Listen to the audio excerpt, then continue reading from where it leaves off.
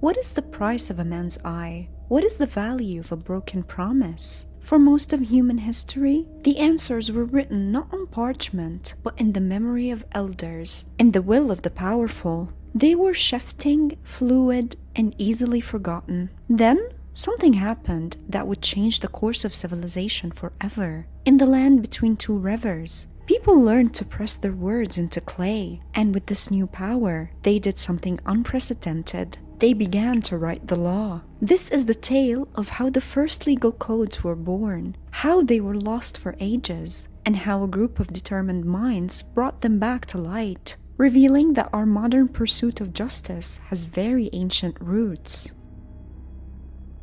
Before the written word, order was maintained by tradition and the spoken decree of a chieftain or king. Disputes were settled by memory, and that memory could be fallible, biased, or manipulated. The strong could oppress the weak with little recourse, for there was no permanent standard to which one could appeal. The invention of cuneiform in ancient Mesopotamia, around 3500 BC, began as a practical tool for accounting, but its potential was limitless. Scribes soon realized that if they could record the number of sheep in a temple flock, they could also record the rulings of a judge. They could inscribe the decrees of a king, making them permanent, public, and binding. This was the revolutionary shift. Law was no longer a fleeting breath. It was a physical object. It was a tablet of clay that could be stored, copied, and referenced. It could be placed in a city gate for all to see, a constant and unchangeable point of reference. For the first time, a citizen, regardless of their status, could know the rules that governed them and the consequences for breaking them. The very fabric of society was transformed from one of arbitrary power to one of documented order.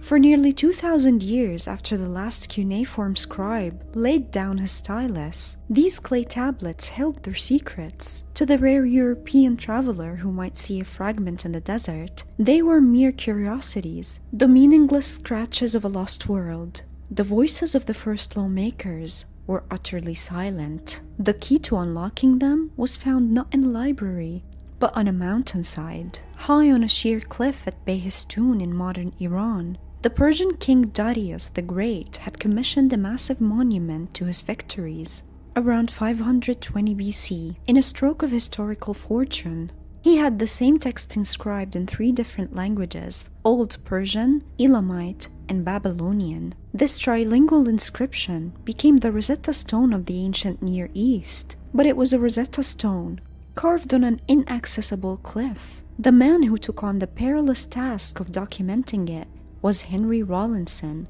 a British Army officer and gifted linguist. In a feat of equal parts bravery and scholarship, Rawlinson scaled the cliff face multiple times between 1835 and 1847, risking his life to make paper casts of the mysterious script. The Old Persian section, with its simpler syllabic script and far fewer signs, was deciphered first. Scholars used the known names of kings like Darius and Xerxes to crack it. With Old Persian as a guide, they turned to the Babylonian section. They looked for the repeating patterns that would correspond to those royal names. When they found the signs for Darius, a door swung open. They now had phonetic values for a host of cuneiform signs.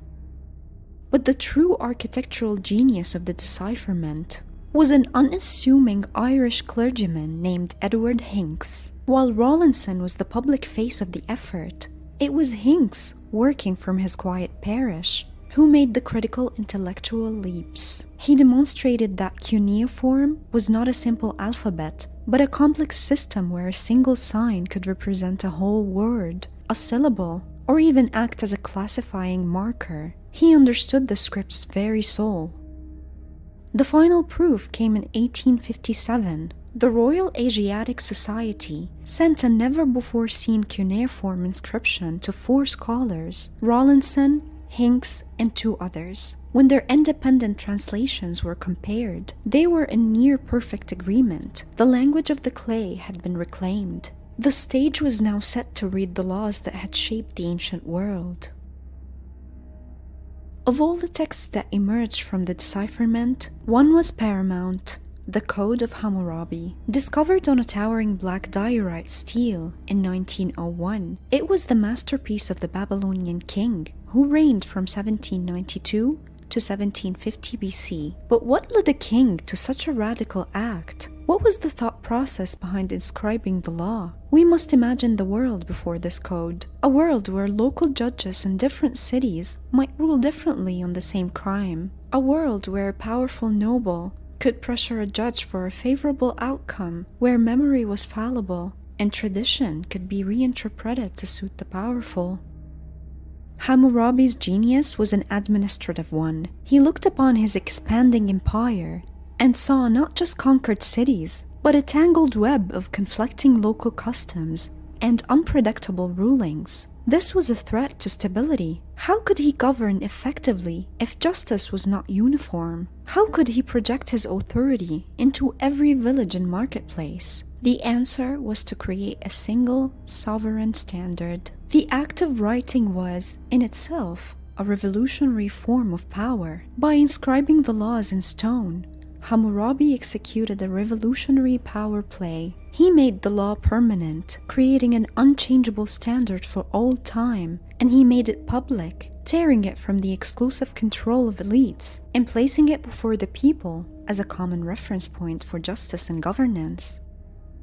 This was a revolutionary shift in power. In theory, the judge was now an administrator of a higher written code. While the king's power and social hierarchies remained dominant, the public existence of the text created a powerful ideal that the law itself, not just the judge's whim, should be the ultimate authority. This was not a simple list of laws. It was a profound statement of power and cosmic justice. At the top of the stele, Hammurabi is depicted receiving the royal scepter from the sun god Shamash, the god of justice. The message was clear.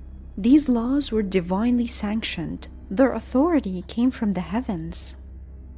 The code itself, consisting of 282 laws, is a remarkable document of societal organization. We all know the principle of lex talionis. If a man destroys the eye of another man, they shall destroy his eye. But the code's sophistication goes far beyond this. It established a fixed scale of justice, but one that was acutely aware of social status. The penalty for injuring a noble was not the same for injuring a commoner or a slave. While this seems unjust to modern eyes, it represented a system where consequences were fixed and predictable, a vast improvement from arbitrary vengeance. Its nuance is startling. It dealt with commercial law, setting standards for transactions and holding builders responsible for their work. If a builder builds a house for a man and does not make its construction firm, and the house which he has built collapses and causes the death of the owner of the house, that builder shall be put to death.